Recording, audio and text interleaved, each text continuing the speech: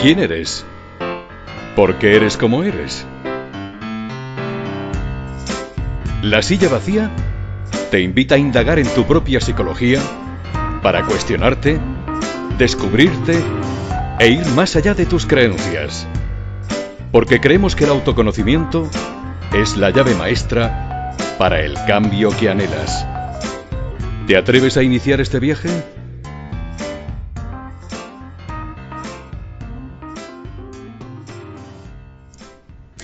Nos damos cuenta de cómo nos estamos tratando, especialmente con nuestro cuerpo y todo aquello que comemos.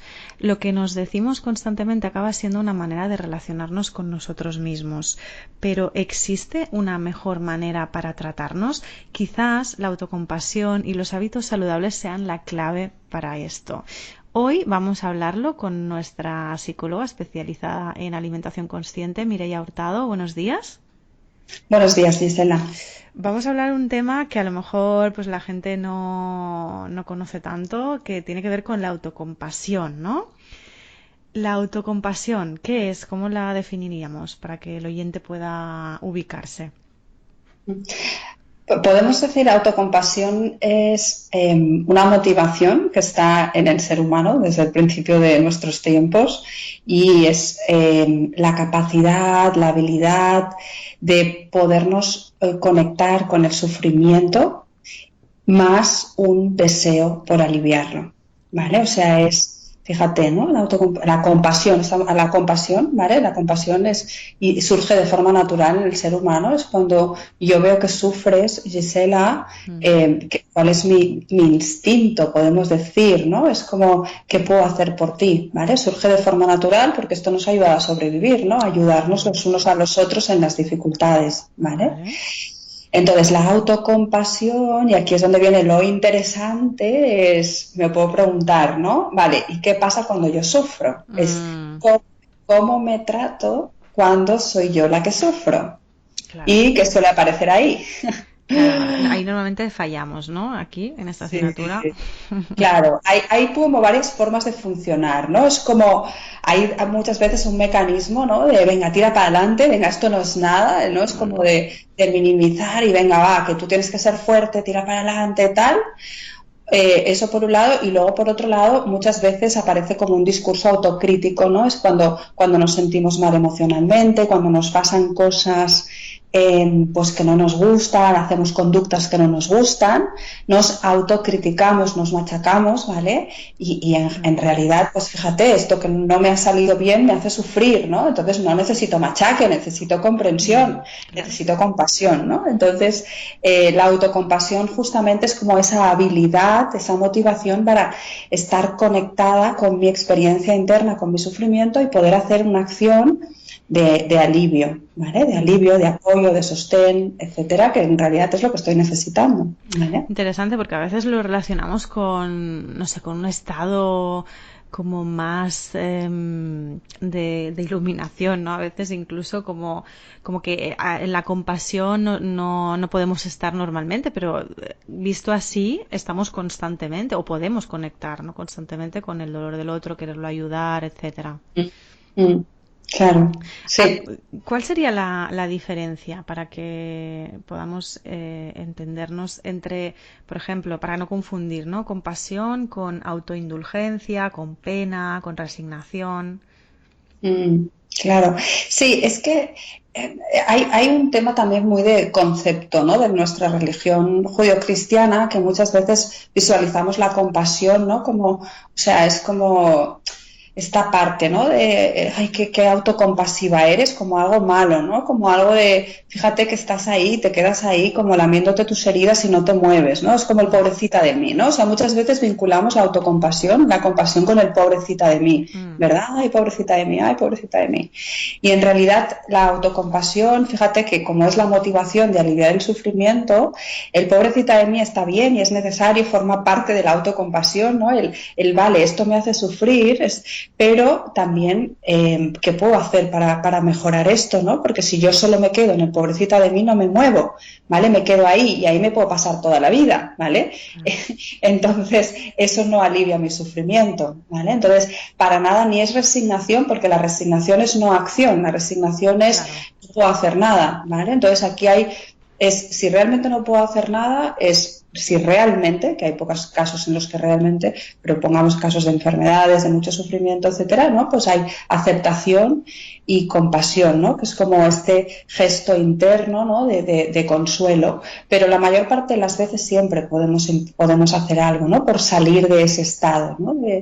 de sufrimiento. Entonces la compasión, fíjate que es a mí una de las cosas que más me encantan de la compasión es el lado de fortaleza interna, ¿vale? O sea, la compasión, a medida que la vamos desarrollando internamente una fortaleza, porque para poder estar con el sufrimiento, Gisela, necesitamos fortaleza, ¿vale? Fíjate, si nosotras pensamos, ¿no? en personajes compasivos que nos puedan venir como referentes, ¿vale? Yo puedo tener el referente de Nelson Mandela, por ejemplo.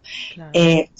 O el Dalai Lama o la Madre Teresa de Calcuta. Correcto, ¿no? Entonces ahí no hay ni resignación, no hay pena, es todo lo contrario. O sea, es que la compasión realmente moviliza internamente para poder hacer ese alivio. Tengo que poder sostener, tengo que poder acompañar, tengo que poder actuar y necesita internamente de una fortaleza, ¿vale? Mental. Con lo cual es todo lo contrario, en realidad. Claro, qué interesante. ¿Y cómo lo relacionamos con el tema de la alimentación, nuestros hábitos? Vale. Mira, yo te cuento, Gisela, que cuando yo empecé en este campo de la alimentación consciente, hará 6 o 7 años, una de las cosas que me daba cuenta es que como nosotros muchas veces nos relacionamos con nuestra conducta, ¿no? Desde este lugar de lo hago bien, lo hago mal, ¿no? De exigencia, de perfeccionismo, etcétera, cuando queríamos incorporar una alimentación más consciente, es decir, el desarrollar la habilidad de escucharme, de escuchar mi cuerpo, de atenderme, y no me salía como a mí me gustaba, nos colocábamos en el discurso crítico, ¿no? Es como, no lo estoy haciendo bien, esto no es para mí, Claro. Y entonces esto me llevaba a abandonar a la gente. En realidad era una carga más en sus vidas, ¿no? O sea, yo me daba cuenta es que esto de la alimentación consciente es una carga más en la vida de la gente porque, claro, estamos incorporando un nuevo hábito y esto no es fácil, ¿vale? Entonces, incorporar un nuevo hábito, si para mí, y lo que dice la ciencia también, si no va de la mano de esta habilidad de comprender que estamos en el camino, que esto no es fácil, que lo estamos intentando, o sea, en vez de relacionarme desde la crítica, poder hacerlo desde la amabilidad, desde la comprensión, desde el... Fíjate, ¿no? O sea, es una motivación para aliviar el sufrimiento. Entonces, yo me invito a actuar, ¿vale? Voy a intentar incorporar esta alimentación consciente, voy a intentar incorporar este hábito saludable, voy a intentar hacer más movimiento, voy a intentar comer más sano, ¿vale? Esto es compasión, porque esto sé que me alivia el sufrimiento, ¿vale? Pero a la vez hacerlo desde un lugar de amabilidad, de comprensión, ¿no? No de mano dura, no de autocrítica, porque en realidad, y aquí es donde viene lo más interesante, Gisela, estamos hablando del funcionamiento del cerebro, ¿vale? Estamos hablando de neurotransmisores que se activan cuando yo me relaciono con mi experiencia desde la autocrítica, estoy colocándome en amenaza, con lo cual mi cerebro está segregando adrenalina, cortisol, con lo cual se me cierra el foco de atención, me pongo más a la defensiva y tengo más probabilidades de hacer conductas extremas de todo o nada o más necesidad de comer emocionalmente porque toda esa adrenalina y ese cortisol que me invitan a luchar o a huir, ¿cómo lo calmo, cómo lo consuelo? Pues con comida, ¿no? Y entonces es como un círculo vicioso. Yo me encontraba que cuando la gente intentaba incorporar hábitos saludables y no me sale como yo quiero, entonces me coloco en amenaza, autocrítica, peor me siento conmigo misma, más comer emocional necesito, más comer emocional, peor me trato y así vamos, ¿no? Es como un círculo interminable. Sí, ¿no? eso me recuerda mucho, en terapia también lo hago, ¿no? Cuando incorporamos algo nuevo, en plan, pues ahora empieza a hacerlo diferente, ¿no? Empieza a probar algo diferente. Siempre digo, ¿no? Pero si no te sale, tranquila, poco a poco, no te machaques. Incluso muchas veces el tema es la exigencia y es un poco lo que dices. Trabaja para ser un poco menos exigente y si no te sale, no te exijas hacerlo bien a la primera, ¿no? Sería un poco eso la autocompasión entonces. Es eso, tal cual, Gisela. Eso es la autocompasión, porque la autocompasión es la comprensión de dónde estoy, la comprensión de dónde vengo, es la comprensión de que... De que es un proceso, ¿no? Y es lento Exacto, seguramente. claro, claro. Sí, es la comprensión, fíjate, ¿no? Por ejemplo, yo que trabajo con personas con trastornos alimentarios, en recuperación de efecto yo-yo de dietas, comer emocional, etcétera, hay una parte de comprender de dónde vengo, porque, o sea, todo esto hay un origen, no soy culpable de mis patrones mentales porque es lo mejor que lo he sabido hacer, ¿vale? Esto es comprensión, pero a la vez desde este lugar de amabilidad, entender que estos patrones no me ayudan, ¿vale? No me ayudan a vivir la vida que quiero vivir y por lo tanto, ¿qué acciones puedo hacer? ¿Vale? Y aquí es cuando pensamos en Nelson Mandela, ¿no? Es como esa fortaleza mental que necesito para hacer esos pequeños cambios en mi vida que me conduzcan hacia ese lugar de más autocuidado, de más salud, pero respetando mis tempos, entendiendo que no es fácil, que puedo fallar, permitiéndome fallar, siendo amable conmigo misma cuando fallo, pero a la vez lo vuelvo a intentar, etcétera, ¿vale? Claro, y con la imagen corporal, ¿cómo la relacionamos? También. Ay, sí, claro, esto es súper interesante, Gisela, porque en realidad, fíjate, ¿no? ¿Qué pasa? Que la imagen corporal, o sea, es como el cómo tiene que ser mi cuerpo, va muy vinculado a mi autoestima, ¿no? Es como, en cierta manera, pues pensamos que el foco de atención es el cuerpo, pero lo que esconde, ¿no? Es el cómo quiero que me vean los otros, cómo quiero sentirme aceptada, valorada, querida, de todo esto va la imagen corporal, ¿vale? Claro. Entonces, cuando las investigaciones dicen, Gisela, que las personas autocompasivas tienen una mejor imagen corporal. ¿Por qué? O sea, de forma natural, cuanto más autocompasiva yo sea, mejor imagen corporal tendré. ¿Por qué? Porque la autocompasión es conectarme, en cierta manera, con el hecho de que lo mío es bueno, lo mío es válido, yo valgo independientemente de, ¿no? Es como un sentir interno de amor incondicional hacia mí misma, ¿vale? Claro. No quiero extenderme mucho, pero en cierta manera es si nosotros no hemos tenido como ese sentir, ¿no? De que lo mío vale la pena independientemente de que sea más gorda, más delgada, más alta, más baja, ojos marrones, azules, pelo rubio, oscuro, etcétera, ¿vale? Que yo soy mucho más que todo eso, ¿vale? Y eso también es la autocompasión, es ese amor incondicional. Si yo no he tenido eso, es muy fácil irme al cuerpo como una forma de sentirme mejor, ¿vale? Entonces, cuando cultivamos la autocompasión, en cierta manera, eso de forma natural deja de tener importancia, porque me conecto con lo que es importante para mí, me conecto con cuál es la vida que quiero vivir, porque este concepto, ¿no?, de aliviar el sufrimiento, ¿vale? Es como, vale, estar enfocada en mi imagen corporal me hace sufrir, si me hace sufrir tengo que cambiar el foco de atención hacia otro lugar, ¿no? Que es lo importante para mí, mis valores, etcétera. ¿Vale? Vale. Y ahí es donde nos ayuda la compasión en este comer compulsivo, emocional, ¿no? O cuando sufrimos un trastorno alimentario, ¿no? Claro, sí. Es en todo, ¿eh? Porque no hace falta, o sea, desde incorporar hábitos saludables, o sea, las investigaciones también dicen que las personas más autocompasivas tienen mejores hábitos de vida, de salud. Fíjate. Claro, es una rueda, ¿no? Que es como que vas porque mejorando. en cierta manera, cuanto más autocompasiva soy, más flexible soy, más me permito estar en los pequeños pasos, por lo tanto, más fácilmente este pequeño paso me lleve a otro pequeño paso y así es como se construyen los hábitos saludables, ¿vale? Menos en amenaza estoy conmigo misma, cuanto más compasiva, por lo tanto, menos adrenalina, cortisol por parte de mi cerebro, ¿no? Menos en amenaza, más capacidad de estar en el momento presente, más capacidad de conectarme conmigo misma, de escuchar mis necesidades, etcétera. Interesante.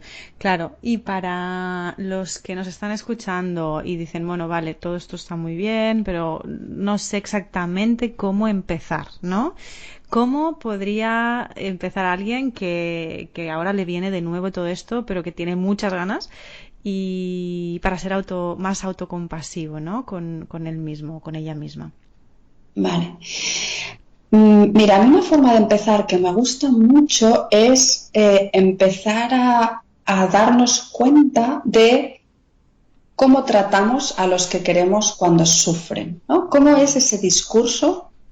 Por ejemplo, siempre pongo este ejemplo. Si una amiga tuya te explica que se ha comido, que ayer, que se está sintiendo fatal porque ayer se comió un paquete entero de galletas de una sentada, Sí.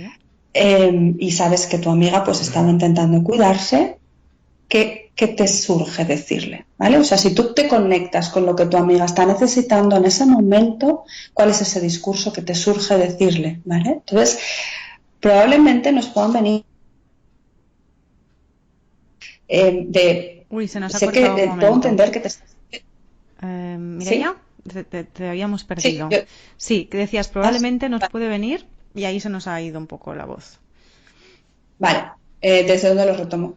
Pues eso, ¿qué es lo que nos puede venir, ¿no? Cuando vemos a nuestra amiga que se acaba de comer el paquete de galletas. Vale, exacto, ¿no? O sea, puedo pensar, o sea, conectarme con qué le diría, ¿no? ¿Qué le diría? O sea, ¿cuáles serían realmente las palabras que la aliviarían? Y ahí pues nos puede venir, ¿no? Fácilmente. Entiendo que te estás sintiendo mal porque sé que tu intención era cuidarte y esto pues un poco rompe con esa intención, pero lo has hecho lo mejor que has sabido. No es fácil, esto no es fácil, es un hábito de comer emocional, que son patrones que pueden estar en tu mente, en tu cerebro. Entonces, oye, ¿qué puedo hacer por ti en este momento? ¿Qué puedo hacer para que te sientas mejor? ¿Quieres que salgamos a dar un paseo? Te doy un abrazo, vamos a hacer cualquier cosa que te ayude a sentir mejor, ¿vale? Entonces, si tú empiezas a tener claro cómo tratas a la gente, a las personas que quieres cuando sufren, intenta empezar a extrapolar esto hacia ti misma, ¿vale? O sea, Ujú. y entonces en ese momento en el cual tú te detectas en sufrimiento, piensa, ¿qué le diría una amiga? ¿Qué necesitaría una amiga en este momento de mi parte para sentirse mejor? ¿Vale?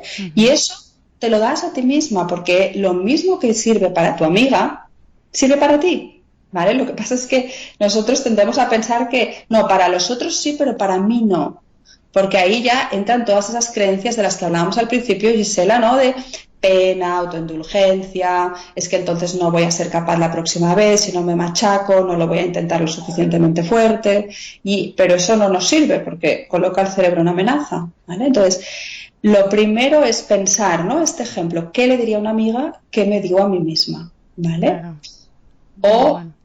otro ejemplo fácil y gráfico, ¿no? Es como, vale, si tenemos, pues nuestro hijo o el hijo de una amiga, nuestro sobrino que está aprendiendo a ir en bicicleta, ¿vale?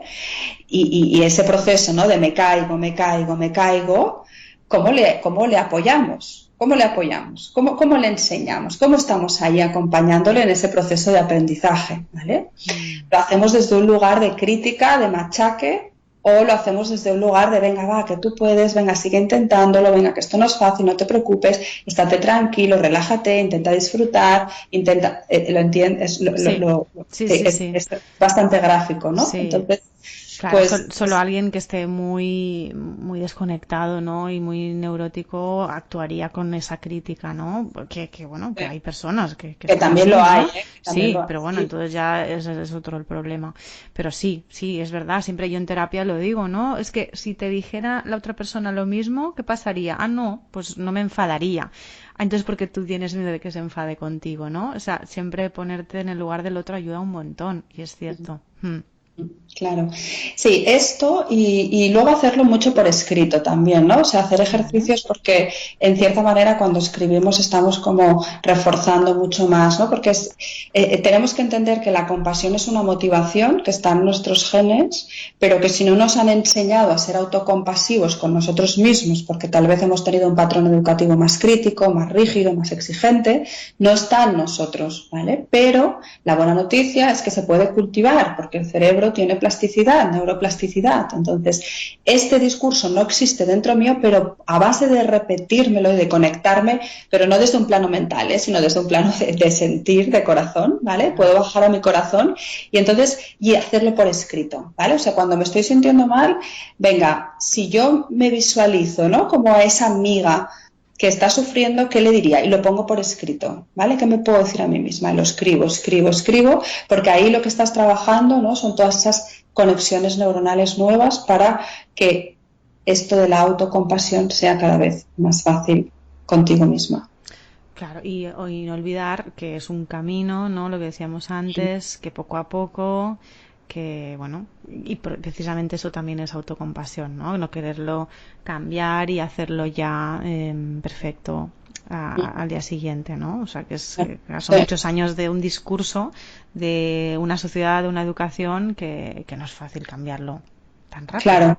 Sí, sí, Mm. es que al final, claro, el cerebro tiene neuroplasticidad, pero no es milagrosa, o sea, no lo cambia de un día Claro. para otro. Entonces, tenemos son muchos años de autocrítica, entonces, pues bueno, necesitamos paciencia, ¿no? Yo a veces a las personas con las que trabajo les digo, ¿cuántos años llevas con este patrón? Mm. Entonces, ¿cuánto tiempo llevamos trabajando? ¿Vale? Pues ten paciencia, ¿vale? Pero Claro, por otro lado, es como seguir intentándolo, ¿vale? claro. Entonces, es súper importante entender que esto, ¿no? Que la compasión y la autocompasión es una motivación de mejora también, no es una motivación de cambio, porque si yo me doy cuenta que mi comer emocional no me beneficia, me hace sufrir. Entonces la autocompasión es el deseo profundo de aliviar el sufrimiento. Entonces me va a dar la energía para intentar cambiar este hábito, ¿no? De comer emocional o de comer poco saludable o de moverme poco o de, bueno, pues de esos malos hábitos que podemos tener. Pero desde este lugar de, pues el niño que está aprendiendo a ir en bicicleta, Gisela, ¿vale? O Mm. sea, puedo hacerlo desde este lugar del niño que está aprendiendo a ir en bicicleta,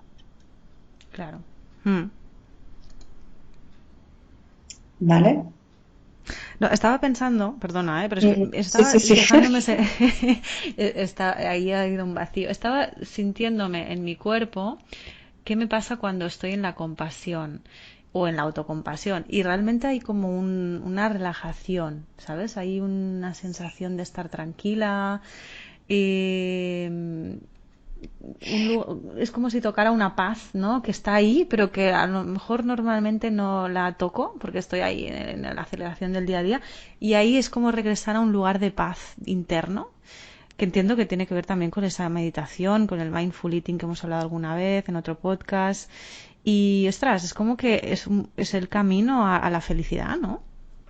Es que lo que se está segregando, o sea, o sea, la mente tiene diferentes formas de funcionar, Gisela, ¿vale? Entonces tenemos la mente en amenaza, ¿no? Que es cuando la motivación es defenderme, mi mente consiguiendo cosas, ¿no? Quiero, persigo, consigo, ¿no? Pues me trabajo, hacer, y luego la mente en este otro lugar de compasión, de cuidado, o sea, como mamíferos que somos, necesitamos, o sea, no podemos estar siempre defendiéndonos o consiguiendo cosas, ¿no? Necesitamos este modo disfrutar de la vida, conectarme con los otros, pasármelo bien, estar tranquilo, en paz. Entonces, ahí mi cerebro, cuando está en ese modo, está segregando oxitocina, que es la hormona que se activa en el parto de Mm, las mujeres, pero es que esa oxitocina, sobre todo, se activa en el parto para que la madre tenga la capacidad de conectarse con el bebé desde un lugar emocional y de conexión con sus necesidades, ¿vale? mm, Entonces, es lo que te decía, al final es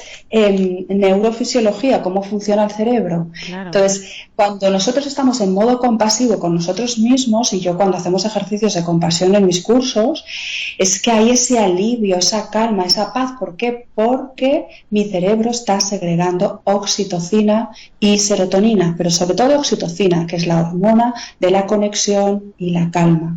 Qué ¿Vale? bueno, Entonces, claro. por eso te sientes así. Qué bueno, pues mira, ya sabéis un poco más sobre esto. Es súper interesante, claro, ahí hay un montón de información, imagino, no acabaríamos nunca, pero cualquier duda que tengáis, cualquier pregunta sobre este tema, podéis preguntarnos. Mireia está aquí. Tenemos muchos más podcasts que hemos hablado un poquillo, ¿no? Y el tema del hambre emocional versus el hambre más mental. El tema del control de la imagen corporal, que al final todo está relacionado, pero podéis volver a esos podcasts e investigar un poquito más, ¿no? Y nosotros seguiremos aquí con Mireia aportando más información súper interesante. Y hasta aquí hoy. Nos vemos en el siguiente podcast. Muchas gracias, Mireia, y un fuerte abrazo. Placer, Gisela. Un abrazo a todas y todos.